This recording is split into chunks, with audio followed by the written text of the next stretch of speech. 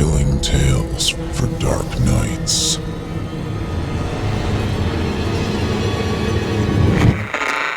Want to make sure you never miss a Chilling Tales for Dark Nights video again? Be sure to subscribe and hit that bell to turn on notifications. It's time to turn off the lights and turn on the dark. Chilling tales for dark nights.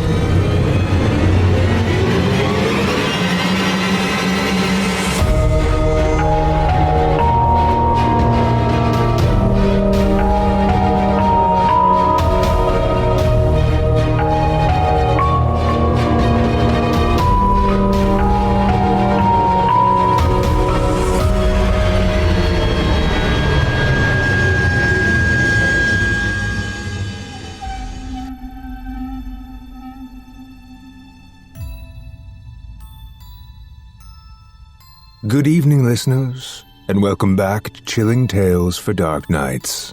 I'm your host, Nicholas Goroff, and tonight we descend beneath the frozen edges of Alaska into a bunker built not to keep something out, but to keep something far worse in. A remote compound, a labyrinth of cold concrete, 3 sealed rooms each waiting to be filled, and a scientist whose obsession with the metaphysical has driven him to pry open a doorway that was never meant to budge.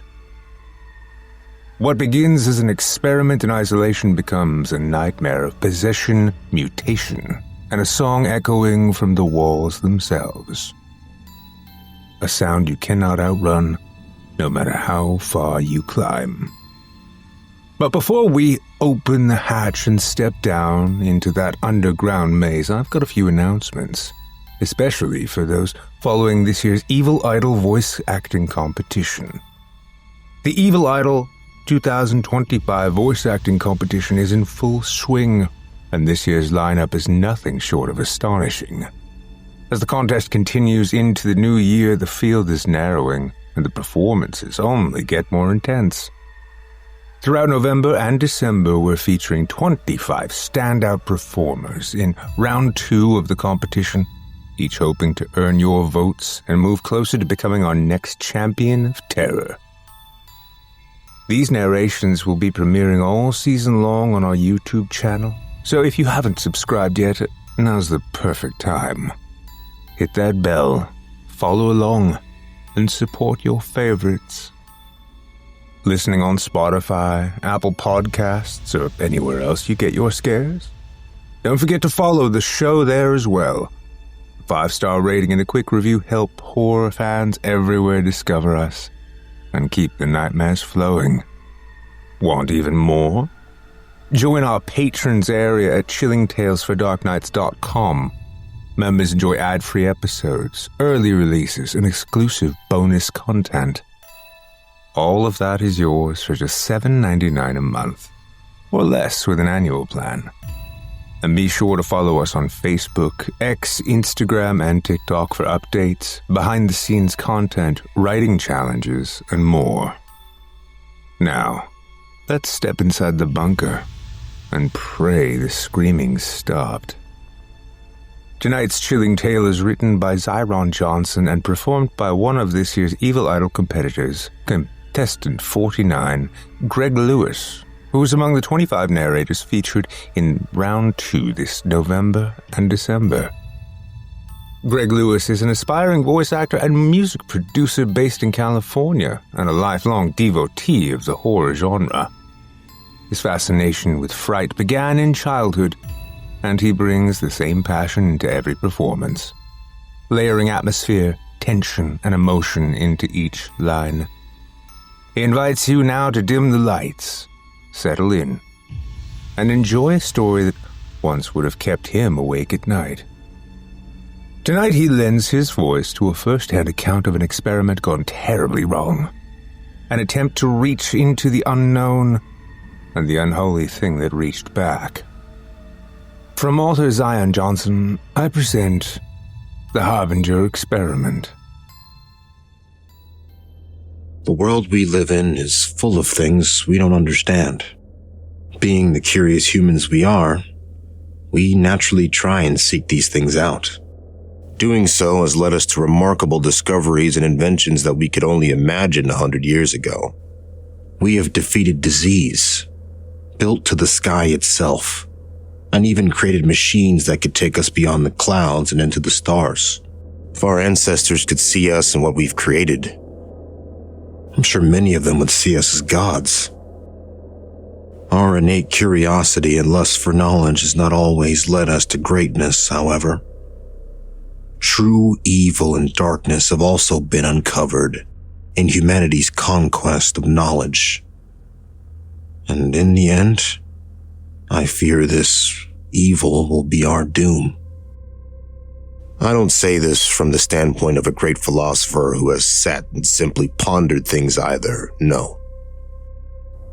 I say this because I've seen it, experienced it. I was a part of it. The event I'm about to relay to you is true in its entirety. This I swear. I feel certain that this will fall on deaf ears. And many of you will believe this just to be another spooky story meant to give you cheap thrills. But I promise you that this is neither my intent nor my purpose. The purpose of this story is simply to warn you of what lurks beyond the veil of what we can see and understand. To show you what awaits us in the darkness, even if I myself don't understand it. What I'm about to tell you has happened, and I feel certain it will happen again. In 1971, a not-so-well-known scientist began preparations for an extremely secretive project known simply as the Harbinger experiment.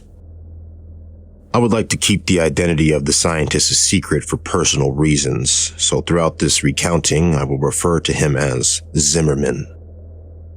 Zimmerman's background is unclear at best beyond 1971.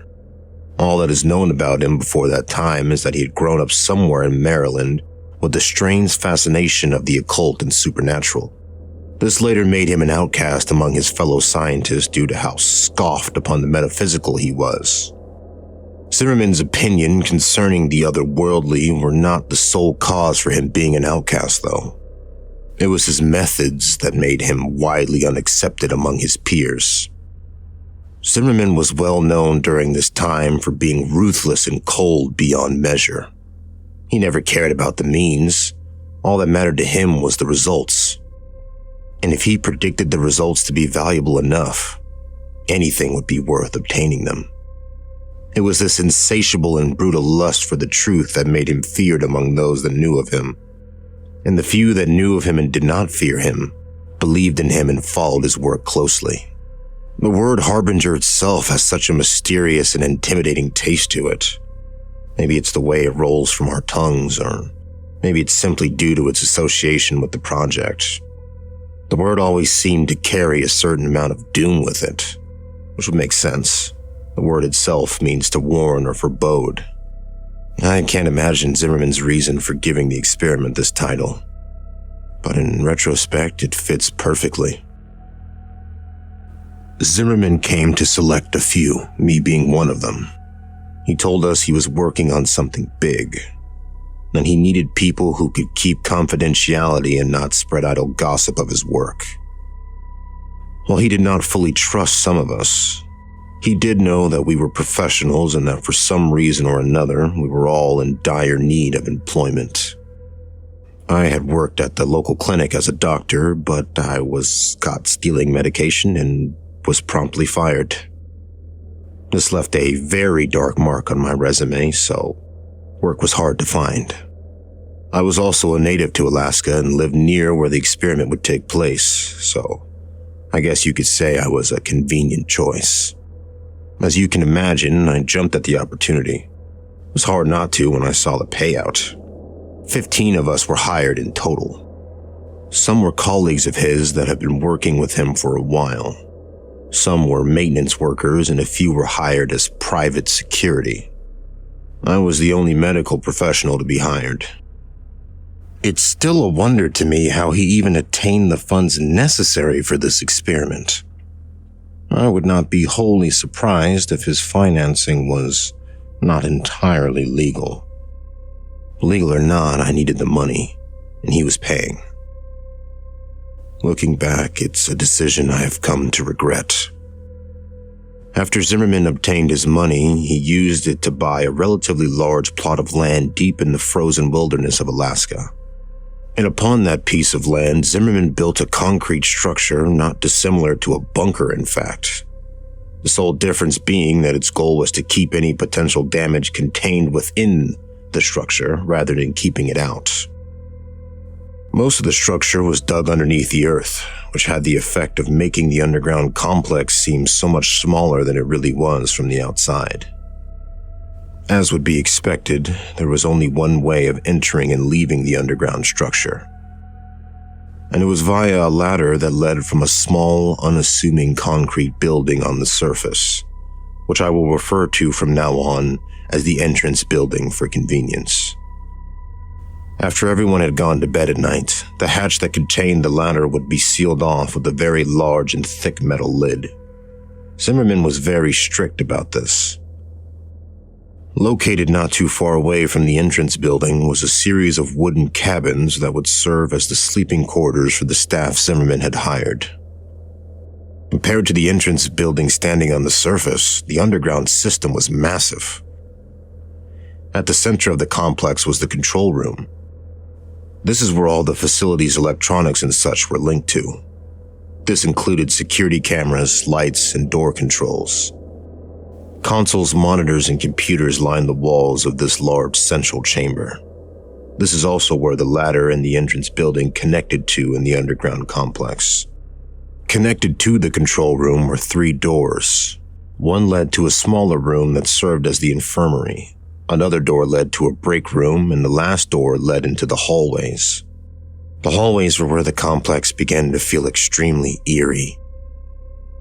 They were, for some reason, laid out in an extremely confusing scheme that led in circles into complete dead ends. These hallways made up a vast majority of the complex, and it would be very easy to get lost in the maze if you were unfamiliar with the place. But if you knew where you were going, you would find yourself standing before one of 3 8-by-8-foot rooms before long. Each room had a camera hooked up to one of the corners of the room, and all 3 of those cameras were connected to a corresponding monitor in the control room. Cameras were also scattered throughout the hallways so that whoever was watching their corresponding monitor could see anywhere they wanted to, when they wanted to.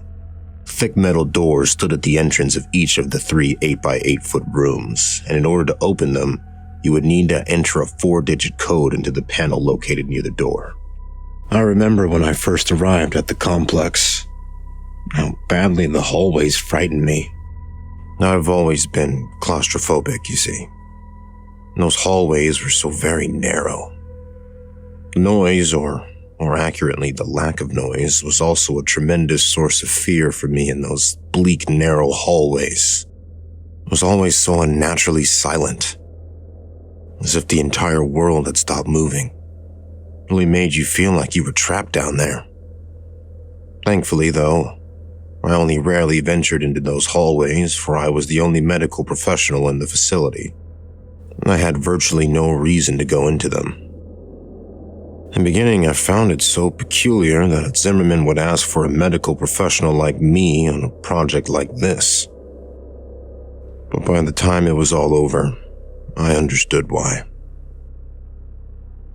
The official purpose of the Harbinger experiment was to test and observe the effects of extended isolation on the human mind. This is what was listed on reports being sent out, at least. But unbeknownst to all those who were not participating in the project, excluding the subjects, the true purpose was much darker. Like I said before, Zimmerman had always had an obsession with the occult and supernatural. He sought to prove himself to those who didn't believe in him. He wanted physical proof that the supernatural was a real phenomenon. And he wanted to be the first one to attain said proof. The true purpose of the Harbinger experiment was to find proof of the metaphysical, a world we could not see, The thought of doing this was naturally a tad bit daunting and even scary. But it was Zimmerman's method of doing so that was truly terrifying. Zimmerman believed that he would be able to open a portal between worlds momentarily, allowing 3 random entities to cross over to our world. And each one of these beings would be trapped within one of the 3 rooms. Zimmerman had the theory that any entity would try and latch on to the nearest living thing that had the capacity for it. He wanted to use this technique to trap a spirit in a physical form by allowing it to enter a living being that had been injected with the special compound mixture of Zimmerman's creation. In theory, this compound would keep the entity from simply leaving whatever it was attached to. The only way it would be able to leave a host who had been injected with the compound was through death. According to Zimmerman, the host would have to be something living, with a will strong enough to survive the possession. And there's only one known species that possesses the amount of will required for this: humans. Zimmerman had also done something to ensure that the entities would only enter the 3 rooms, and that there would only be one entity in each room. Though I can't say I know exactly what he did. In fact, I know next to nothing when it comes to how Zimmerman managed to do what he did. He liked to keep his methodology a secret to his most trusted colleagues, most likely due to his paranoia that someone would steal his idea and take credit for the success. If I had known that this was the true purpose before I signed up, I may have reconsidered. But Zimmerman decided not to tell us until we were all gathered at his fortress. And even if any of us wanted to leave, I doubt we would have been allowed to do so. The security team Zimmerman had hired was loyal to him and the payout. It's not likely that Zimmerman had given them the order to allow anyone to leave. There were 3 different subjects included in the experiment. All were native to Alaska, and each one was lured into the project under the belief that they would be participating in a harmless study of the effect of isolation on the human mind. As I mentioned before, which is why none of the subjects objected when they realized that they would be confined to one of the 3 rooms that I mentioned earlier. The first subject was a young man. He's apparently out of work and desperately needed the money. The second was a woman. By looking at her, I could tell she was an addict of some sort. The third and final subject was an older man, a drifter if I had to guess. One thing that they all had in common was that none of them had any family or friends left. In short, no one would miss them, which is why they were chosen for the project. I'm sorry. I wish I could supply more information about the subjects, but all of this has been drawn from memory, and I was given little information on the 3 to begin with. The experiment did not officially begin until 1987, 16 years after its original announcement.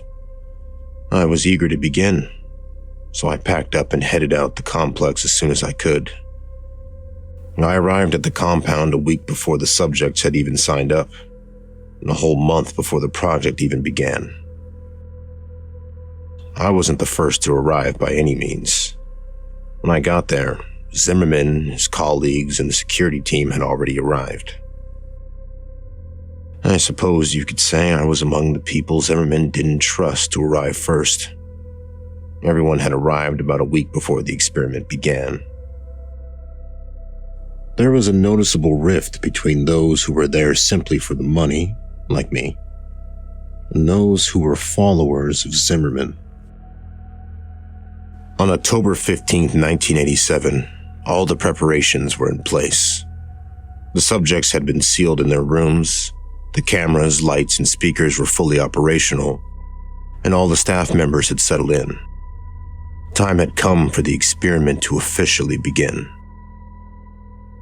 Zimmerman asked everyone to report to the control room around 9 p.m. to witness the beginning of the experiment. He wanted everyone to be present when he proved that all his theories had been correct. And he was not just a madman. He wanted us all to see the fruits of his labor.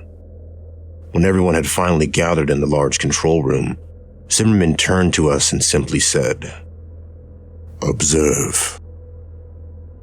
He turned his back to us, leaned into the microphone that would project his voice through the 3 rooms, and then he began chanting in a strange language I feel certain no one but Zimmerman could understand. We all observed the 3 large monitors on the wall, silently waiting for something to happen. The subjects stood in their room, dumbstruck by Zimmerman's chanting, staring at the monitors with confused expressions on their faces. After about 5 minutes, I felt something awful. I cannot explain exactly what it was, but a horrible feeling of dread washed over me. It was then that the ground actually began to shake subtly and the lights began to flicker. Zimmerman continued chanting into the microphone as if nothing was off or wrong, while the subjects dashed around their rooms screaming for help. Then suddenly the ground stopped shaking, and the monitor's image turned to static.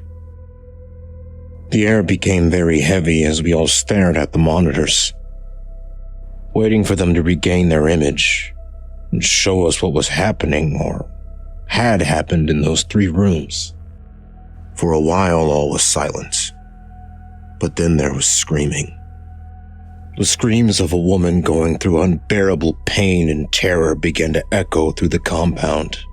The similar screams of men began to coincide with the woman's terrified screams, and together they mixed into an awful symphony of pain and fear that beat mercilessly into our ears. Those of us who were there for the money began to give each other scared looks, while those loyal to Zimmerman seemed completely unfazed. We wanted to leave the room and never come back to this awful place, but we all knew deep down Zimmerman would never allow that to happen. We were here for the long haul, and there was no escape. It was 10:13 p.m. when the screaming finally stopped. The monitors had yet to reveal to us what had occurred in those 3 rooms. As soon as the screaming ended, Zimmerman stood and dismissed all of us for the night, adding that we were all forbidden to come back into the compound until 10 a.m. tomorrow morning. Not like any of us wanted to. We all solemnly made our way out of the compound and toward the cabins and settled in for the night. I feel it's safe to say that not all of us slept well that night, and I was not one of them. The following morning, all of the staff had arrived at the entrance building. We all stood inside, exchanging tired or nervous looks as we waited for Zimmerman to arrive and open the hatch that concealed the ladder. I could see palpable fear in the eyes of some of us, while others didn't seem to have even been remotely affected by what happened last night. Zimmerman showed up 5 minutes after 10, apologizing for his tardiness as he came through the door of the entrance building. He opened the hatch and without any hesitation began descending the ladder downward into the black abyss. He almost seemed enthusiastic. I was the first to follow behind Zimmerman's dark descent into the facility. It seemed that the farther I climbed down, the more the darkness closed in on me, as if it was trying to swallow me whole.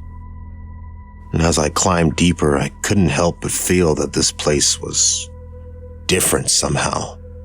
While before there was only the unsettling concrete hallways and rooms, now there was something else. Something made the eeriness feel so real and personified. I felt like a horrible and gruesome scene awaited us down there. But I continued climbing downward. This was no longer just a spooky bunker. There was darkness and malevolence in the air. I could feel it. We all could. I finally felt my foot touch ground and let out a silent sigh of relief. Almost as if on cue, the light bulbs came alive, dousing the room in their warm and welcoming light. Zimmerman must have turned on the power, I thought, I allowed myself to take a couple of seconds to examine the control room. It was exactly how we left it last night, for which I gave a silent and thankful prayer. It was almost as if nothing unusual had ever happened. I shook myself from my thoughts as I remembered the static-filled monitors from the night before. I let my eyes slowly make their way toward the monitors on the wall, anticipating the grim and fearful scenes that would be on them. My attention was first grabbed by monitor 1 and 3, which were still pure static. It would have been a small relief, but then the motionless image on monitor 2 caught my eye. Room 2 was entirely still and everything seemed entirely untouched. I couldn't help but gasp as I noticed the only thing that was different. The woman lay in the center of the small concrete room. An expression of fear and terror was frozen onto her gaunt face as she lay silent and lifeless on her back. Zimmerman's expression turned angry when he saw this.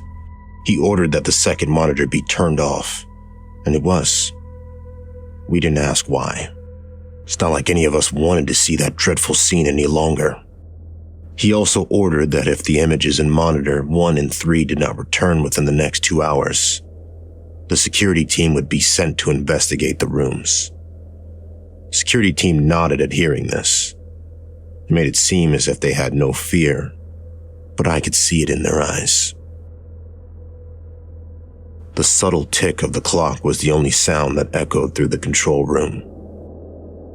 An hour and 50 minutes had gone by, and static was still all that occupied monitor 1 and 3. All of the other staff members were working except me. This was due to the fact that the project had been completely injury-free thus far, so I essentially had nothing to do but wait for someone to hurt themselves. Zimmerman, a couple of his colleagues, and I were the only ones that occupied the room. They quietly chatted amongst each other on the other side of the room while I spent my time reading and pondering the situation I currently found myself in. I had clearly made a mistake coming here. The corpse lying in room 2 was evidence enough of that. God only knew what awaited us in rooms 1 and 3. My thoughts were soon interrupted as monitor 3's image returned. The clear image now displayed on the screen made everyone's eyes noticeably widen. What was displayed on the monitor was horrifying. A humanoid thing stood in the center of the room, staring directly at the camera, unmoving. It was wearing the jumpsuit that Subject 3 had been issued, but this clearly was not the same man that had entered the room. What caught my attention first was its eyes. They were solid black and twice the size of a normal human's eyes. They seemed so endless and so cold. Its head had also grown with the eyes in such a symmetrical and unsettling manner. The being had also shed all of the hair it once had, and even from the monitor I could see how unnaturally smooth and clear its skin was. It had also seemingly grown in height and stature, which could be seen in the fact that the jumpsuit was now obviously far too small for its wearer. Its limbs had grown especially long. Its arms hung almost as low as the creature's knees. What we were looking at was in no way the same man we sent inside. Fear was all I felt as I continued to stare in the monitor at that thing in the room. My fear seemed to be shared by those around me, which made me feel kind of good. It may sound awful, but it was a bit satisfying to see that Zimmerman and his colleagues could feel fear too. But at the same time, it was worrying because this showed that this was not a part of Zimmerman's plan. Something had gone wrong. We all stared into the monitor at the thing despite our fear.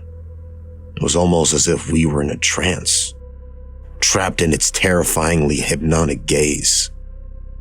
After what felt like forever, I managed to break eye contact with the creature and divert my attention from the monitor. And when I did so, I felt my fear levels drop considerably. After a short while, Zimmerman ordered his security team to make their way to Subject 1's door, just as he said he would do. The security team left without question, armed only with batons and pistols. I focused my attention on watching the men progress through the hallways towards Subject 1's room via the cameras. Even through the not-so-high-quality cameras, it wasn't hard to tell that these men were afraid of what awaited them. Their heads were downcast as they walked. They did not possess that same confidence within them that they did when this project started. They looked like scared boys being sent off to a terrible war. Eventually, they made it to the door. One of them said something through one of their walkie-talkies and made a motion toward the camera. In response, one of Zimmerman's colleagues buzzed the door open. The men already had their pistols out by the time the button was pushed. Slowly, the door began to open. We all watched eagerly as the men began to approach the door, guns aimed inside. Suddenly and without warning, there was a loud shriek, and as something bounded out of the room at the men, the monitor turned into static. We could hear screaming echoing down the hallways, followed shortly after by the distinct sound of gunshots. We could do nothing but wait. After a couple of minutes, the screaming and gunshots stopped. We all waited and prayed, hoping that whatever bounded at them from the room would not be the one to return to the control room. After a couple of more minutes, 3 of the men came back, carrying with them the corpse of the 4th. He had massive cuts covering his chest, and his face was shredded. You couldn't even tell who he was anymore, or even that he was human. I was used to gore, being a doctor and all, so I felt somewhat unfazed by the mass of shredded flesh and bloodied meat they carried with them. But many of the others went pale and vomited. The security team all wore emotionless expressions and eyes filled with terror. One of the men finally looked up at us. He stared at us for a while with those wide eyes of his. "It's dead," he finally managed to mutter in a shaken and scared voice. The dead man's name was Frank. He was buried outside in the cold Alaskan ground. 2 of the men were unharmed, physically at least. The 3rd was alive, but only barely. His body was covered in bloody slashes and one of his eyes had been gouged out. I managed to stabilize him, but only just. The other 2 men vaguely explained what happened.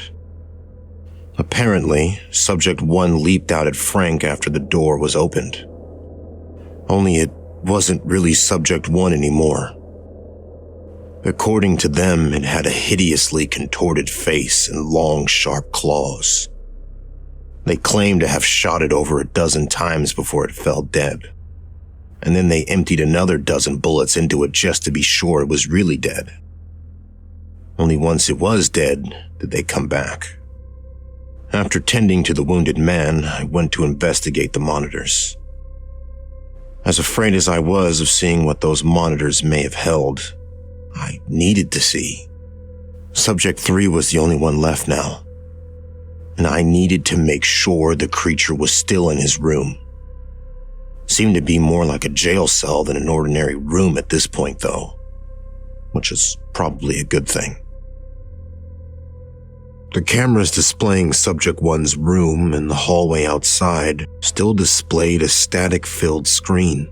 No one was sent to repair them or investigate. We just had to hope that Subject 1 was well and truly dead. Monitor 3's image was exactly the same as I left it. Subject 3 was still staring directly into the camera. He was still in the exact same position. If it weren't for the small fan in the corner of the room, I would think I was looking at a still image.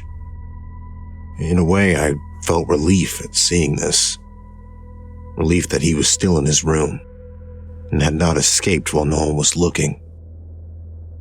After everything quieted down, I noticed something especially unusual. There was a strange sound emanating from somewhere. At first, it was barely noticeable.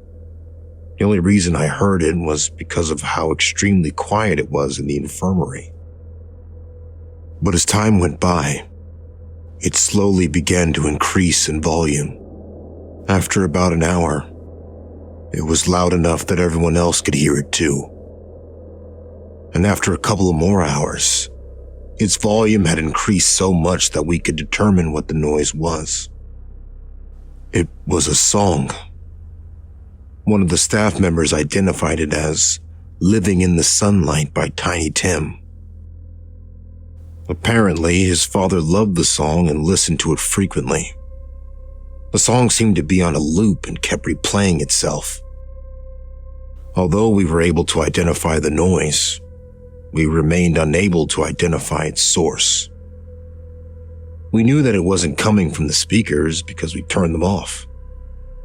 It seemed like it was emitting from the walls themselves. More time ticked by as we all began to become increasingly agitated by the song. I spent most of my time in the infirmary or in the control room. Fear hung in the air, and the presence of an unmistakable darkness and evil was no doubt its source. Subject 3 had still not moved. It always felt like he was staring directly at me, no matter where I was in the room. I think this effect was felt by the others, due to the fact that they seemed to move around the room a lot, and for seemingly no reason. The song was so loud that people almost had to shout in order to communicate. We'd been trying to find its source so that we could turn the song off, but it was to no avail. The source was completely unidentifiable.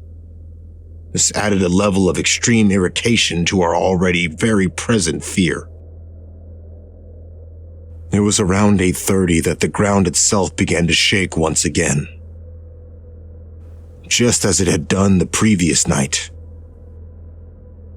Panic began to spread among my fellow employees and me as the shaking grew in intensity. During this, I had the sudden instinctual feeling to look over at Subject 3's monitor.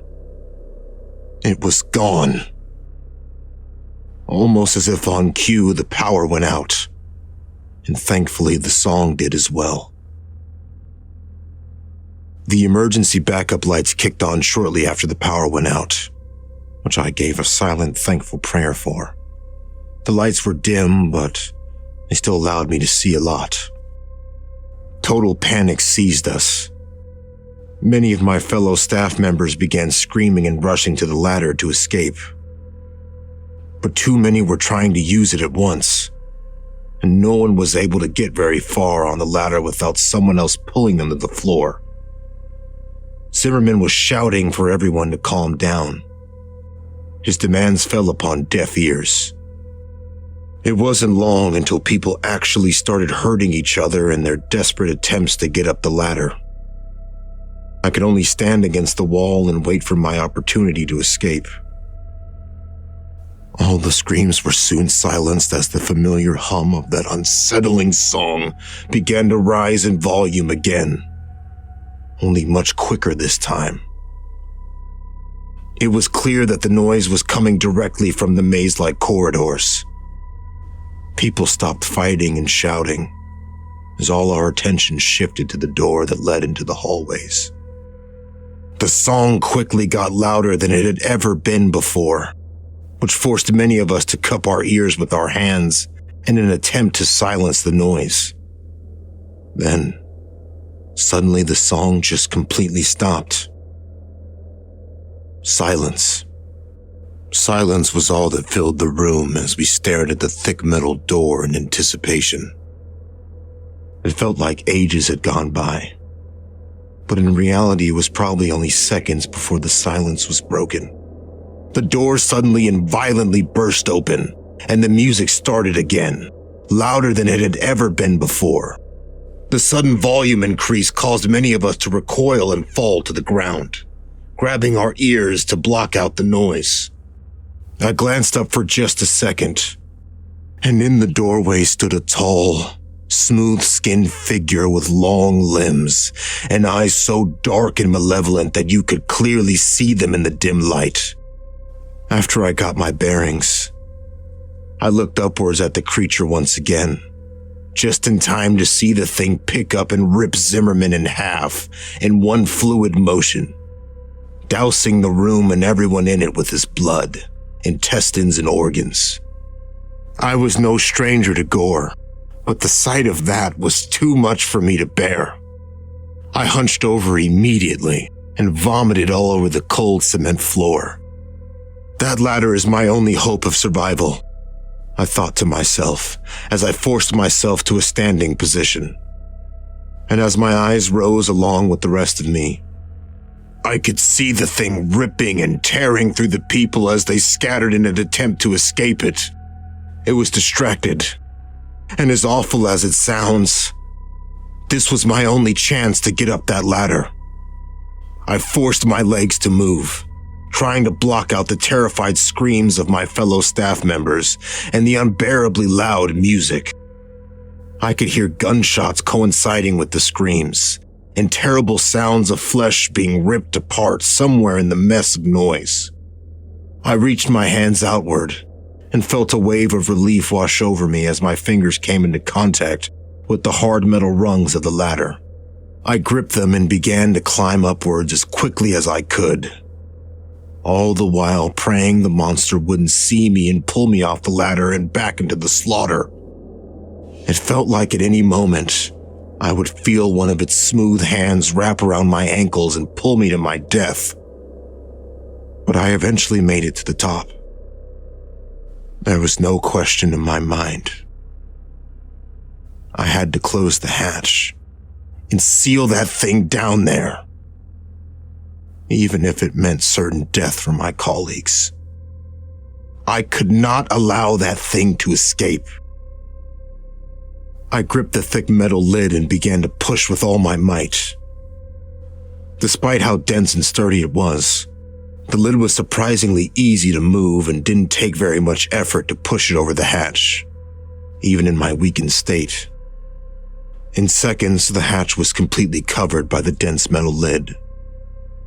I collapsed to my side and began to vomit some more as exhaustion overtook me. And as I lay there, I realized something. The only thing I could hear was the faint echo of that song from down below.